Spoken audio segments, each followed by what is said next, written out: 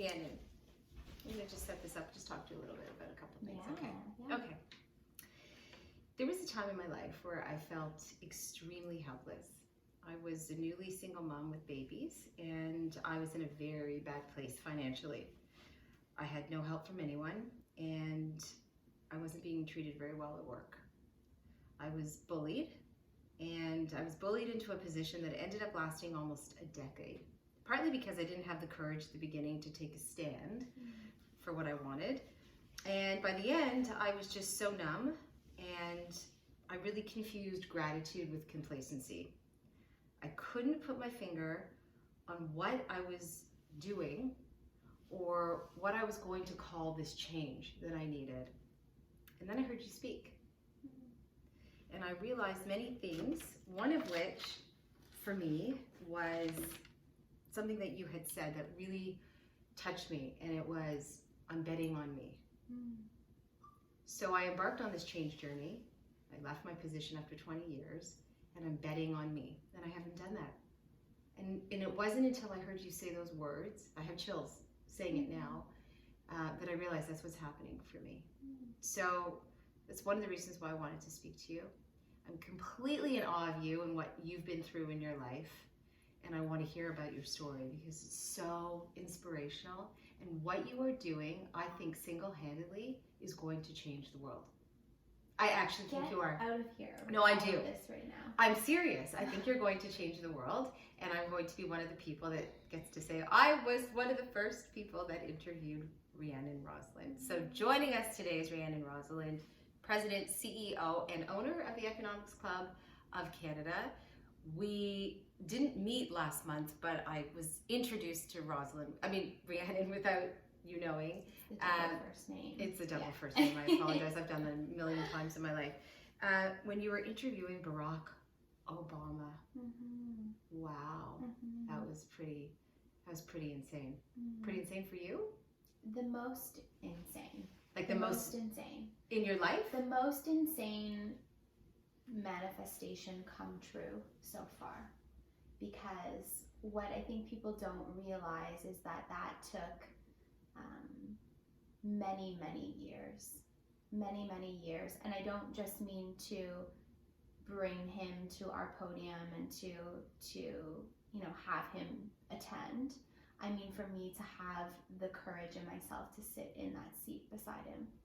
And it was a manifestation.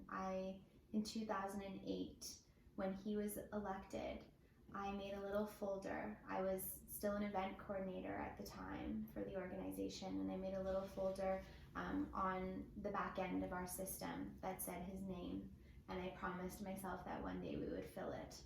And I had no idea, how or what way that would come together.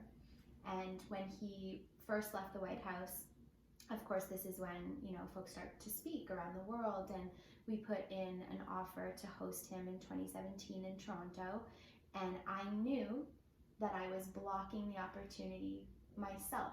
I could feel it in myself. Why? What do you mean you were blocking? Because although I had wanted it, I had always wanted to do it, and I had wanted to myself interview him. And I just felt in 2017, we put in the offer, and I outlined the whole event, and I knew that it was a competitive process and there were other people being considered. And I felt in my heart, when I sort of tapped into myself, that I was not ready for that opportunity. I just wasn't. And it's amazing what transpired that year in my life. I had my sort of real, true wake-up call in 2017, and I started to take even more charge and control of my life and what I wanted to do.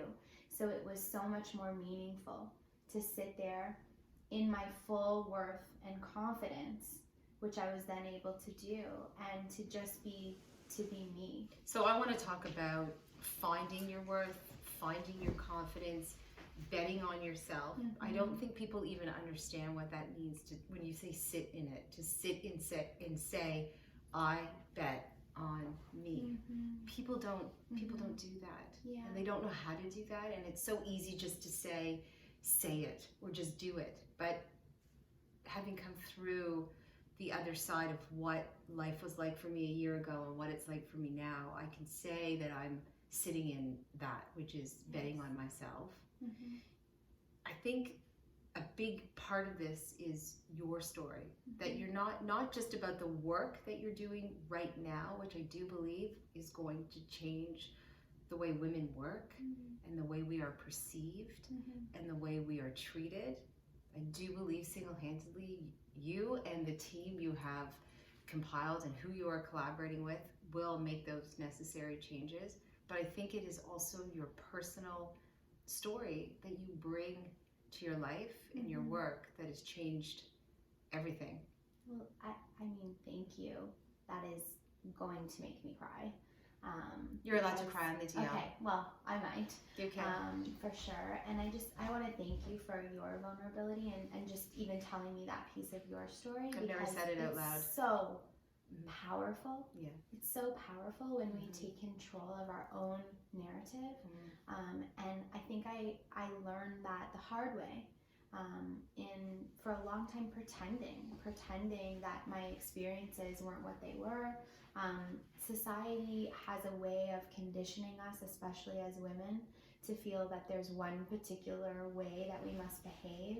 There's one particular way that success manifests itself, and who belongs at what seat and who's allowed to say what and who has power, who has control. And I think that my journey has allowed me to look at things a little bit differently. I have a different lens that I look through the world, and I think that comes from my upbringing, and I'm happy to share, with you some of that piece because I think it's relevant to the movement. Can you take me to your 15-year-old self? Yeah. Because I've heard you speak and I've read a lot about you, and the idea that where you were at 15 to say where you would be 11 years later at 26, because 26 is not that old. No. So from 15 to 26 and now at 35, Yes. those are huge markers. So maybe you can take me back to when you were 15. I don't think people will believe what you've been through. Yeah. I mean, it's kind of like, it's crazy, really, when you think about it. Well, I think what's even more crazy about it is that I happen to own the Economic Club of Canada. This is what I'm saying. That's the wild thing, for sure. What I'm and saying. I think it's just as wild as everybody else. You're 35. Never it's mind when you were it's 26. Unbelievable. It really is truly unbelievable. And so, 15, well, the lead up to 15 was that I was, born and raised here in Toronto. My mom was a single mom. My dad left very early after I was born. And my mom really was struggling to make ends meet, as so many single mothers.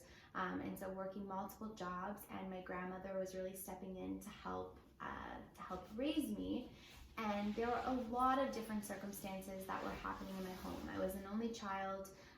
There was a lot of addiction issues happening in the home. There was a lot of issue around money and lack thereof, from not just from my mom, but from other family members. And my mom, I think out of her own need to survive, ended up getting in a relationship with a man from when I was 3 to when I was 15, and he was an incredibly abusive alcoholic and a very violent person. And so this really colored my world, to watch my mother struggling through that, to watch also my other family members. I was living with my grandmother, and once my grandfather passed away, my uncle moved in to help her, but he also had an addiction issue with alcoholism. And so it was just all around me. And at 10 years old, I started my first business, walking dogs in my community, because I wanted pocket change like some of the other kids, and I didn't want to disrupt my family. There was a lot of tension. There was a lot of things going on, and Sounded like it was not the environment. It wasn't the environment. And I think also I was a creative kid always. I was writing, and I used to interview people, and I used to do all sorts of things as a young girl. But I feel like the school system started to fail me early on, because I didn't have the support at home always, and so I started to fall behind, and I just wasn't being seen or recognized, and you just kind of keep getting pushed through. But I started to become very insecure about my inability around math and reading. I was really, really struggling, although such a bright child. I mean, I could articulate and so emotionally intelligent. And there's something that happens to people that grow up in a home of addiction, and you learn how to behave and you learn how to chameleon yourself based on the condition. So I could come home one day and it was happy day. It was payday, and everyone had the music on, and the drinks were going around, but people were happy, and I could be more outgoing and I could join in on that fun. And there were other days that I would come home and all the lights were out in the house and it was silent and you dare not make one peep. And so what I didn't realize is that I was learning how to be somebody other than me.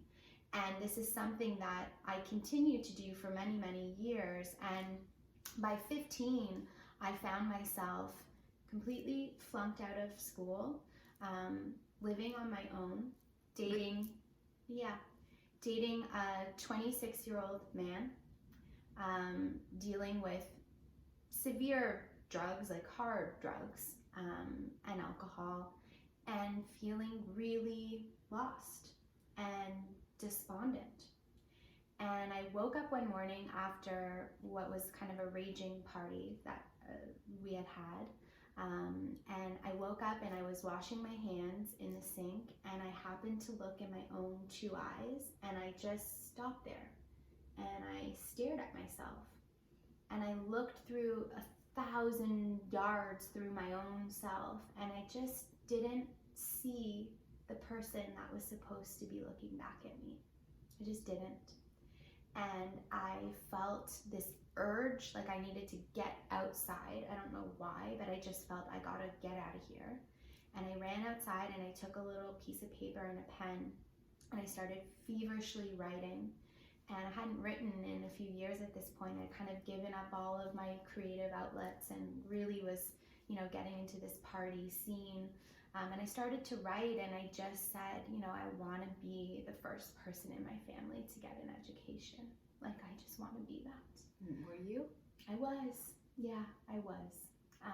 And so it was a hard journey to exit some of those relationships, because despite how difficult or challenging they may look on the outside, that was my connection point. Those were my people. Where was your mom during all this? My mom had, my stepfather, who was, the violent relationship, he ended up passing away of his alcoholism when I was just before I turned 15. Wow. Yeah. He just couldn't stop. And they told him, like, it's, and it was really sad to watch through that process. And at the same time he was dying, my uncle also was dealing with cirrhosis of the liver. So they were both deteriorating at the same time. And I was always back and forth between my mom's apartment and my grandmother's house, because my grandmother really raised me, and I went to school by her place and then went for middle school more by my mother. So I was always going back and forth. And in these two homes, I had these two women, my grandmother and my mother, incredibly strong women, and these two men who were killing themselves. And I watched one of them die and one of them change his life. My uncle was in the hospital. They gave him weeks to live, and he decided to get sober. So was that part of an inspiration for you? Absolutely. But it was all happening at the same time. So right before, when he was hospitalized, was my darkest hour. And I didn't understand at that age that I was having so much inside, and that it was I just thought I was a terrible, bad kid, a bad person. I thought I was stupid. I thought I really had nothing to offer. And I didn't realize that the pain in my heart was manifesting in me trying to find other broken people too. Other people who were broken. Because it felt at least that there would be some camaraderie, like somebody would get me. I wasn't relating to kids who were 15 my age in school. I just wasn't. There was too much. I was growing up really fast and seeing so much. So I felt much more comfortable with people that were double my age, really, was the truth. Do you feel that part of this life experience that you bring to your work now is so effective in how you handle yourself professionally, and also how you look at the world, really. It's deeply impacts everything that I do, and we can get to the mechanism by which now I do my work and what's different now. Maybe we should talk about when you were 26 and you became Yeah. the president of Yeah. the Economic Club of Toronto at 26. So from Yeah. 15, you're kicked out of school. Yes. You're addicted to drugs and alcohol. Your Yes. stepfather passes away. Your mother is a survivor of Yes. a violent domestic violence. Your Mhm. uncle is now going to survive. Yeah. And you're now 26 years old. You have a university degree, the first one in your family. Yes. Huge. Yeah. Huge. Like huge. Absolutely. And you've come all this way. I know you've struggled throughout those years as well. Oh, that yes. you did have some alcohol issues during that time. Alcohol remained my friend, even though I got back into school and I was doing well, and I'm very much a high achiever. I'm very much a type A, and that's what I sort of became once I got in. But alcohol was my coping mechanism, my coping strategy for severe panic and anxiety.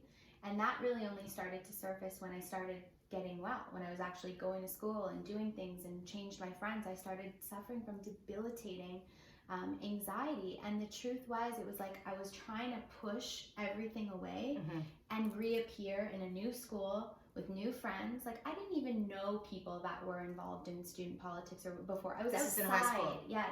So to come in and to start to meet those kinds of folks, I felt like a fraud. I felt like I didn't really truly belong. Although I'm, personable and I could be well liked, I always felt like there was this darkness that I had inside of me that nobody really would ever accept. And so I played this real double life. I mean, I really did. And I just pushed a lot down. And what I know about anxiety now is that, we have a tank, we have a container inside of us. And if that container gets completely filled, it will overspill, and it can overspill when you're in the line at the grocery store. Oh yeah. Or when you're, and you think it's the grocery store. It's so interesting because every episode I have done on the DL, anxiety comes up. I did a full episode dedicated to panic and anxiety last week. So this just keeps, and then the week before I did addiction, and this keeps coming up. Yeah. So it's such a part of life, and so many of us do live with it. But I think what people will be drawn to, they'll be drawn to this for sure as part of your life, of course. But the idea that at 26 years old you became the president of a highly successful business and your entrepreneurship started then. What can you say to that? Yeah. So, I mean, funny how it all came together, because funny how the things happen, isn't and it? I have to It's explain funny. that, because I think that you wouldn't even be able to believe it if I didn't This explain is what I'm how saying. it happened. Your story is like it's just so wild. But so in about 3 weeks before graduation, I was studying at Ryerson. So now, yes, I've gone on, I've graduated high school, I'm in university, I'm the first one in my family to be there. And it's so funny how the universe works. So I get an assignment in my final semester, and it's around poverty alleviation strategies. So we're supposed to work through corporate citizenship to try and determine how we could help alleviate poverty in Toronto. And I'm just thrilled at this idea of corporate citizenship. I've never ever even thought about it before, that a corporation could act as citizen itself, and that they could actually dictate some of the mechanisms, to solve social issues. And so I'm really thrilled at this idea and this concept, and my team has the job of capturing the voice of poverty in Toronto. This is our part of the project. We all have different divvied up. And here I am, I've been pretending for so long, I've never really spoken publicly about some of the experiences that I've had. And I just keep getting this nagging feeling like I need to be honest, because I'm watching also classmates speak about things, and I'm thinking, if they only knew, that's not it, that's not true. And, people who are struggling that way, they're amazing people. And, you know, some are working harder than the people that you see in, you know, the fanciest places. And it just, there was so Mostly. much. Yeah. Mostly. And so I just felt, and again, this has been a big theme of my life. Sometimes I can't always advocate for myself, but I can advocate for other people. And I just felt that there was something that wasn't being told truthfully and honestly. And so I decided to share my journey. In the project, we actually interviewed some of my own family members because it's quite hard to get people to want to open up and talk on a camera about their lived experiences. And especially those. Yeah, it just, and it felt awkward of how do you go about doing that as students? Like, what do you do? Like, go show up in a place and, you know, assume that somebody is, it was just an interesting thing. And so my team around me was so moved by all of it. And they asked me to present the research findings at a big event that our professor had organized on campus, where he had invited different business leaders, because it was corporate citizenship, right? And so he had invited different business leaders to be present in the room, and I spoke that day, and I spoke in front of the, you know, 70 folks that were in the room about my lived experience and about our research. And I was approached by one of the founding board members of the Economic Club of Toronto that day, and he said, wow, like, who are you? You are very impressive. You must be graduating in a few weeks. Here's my card. Our CEO is looking for an entry-level event coordinator, and I absolutely think that you should come and meet him. And so I took the card. I was like, Economic Club of Toronto, like, what's this? What's that? I mean, come on. I'm going to go write for a zine and do social advocacy work. And I had just applied to do my master's in literature, and I received early acceptance. So I was planning on going right back into school. And something told me that I should just go and meet with them. At the very least, it was so intriguing that they wanted to meet someone like me. And I went in and I met with the CEO about a week later, and they offered me the position, and I took it, and I deferred my master's, and something in my gut told me, although I couldn't imagine why, I took the job. And I took it. About a week and a half later, it was my first day on the job, and we were hosting Bill Clinton. Yeah, that was my first event. We were hosting Bill Clinton in Toronto. And I just thought, whoa, how in the world does somebody like me end up in a room like this?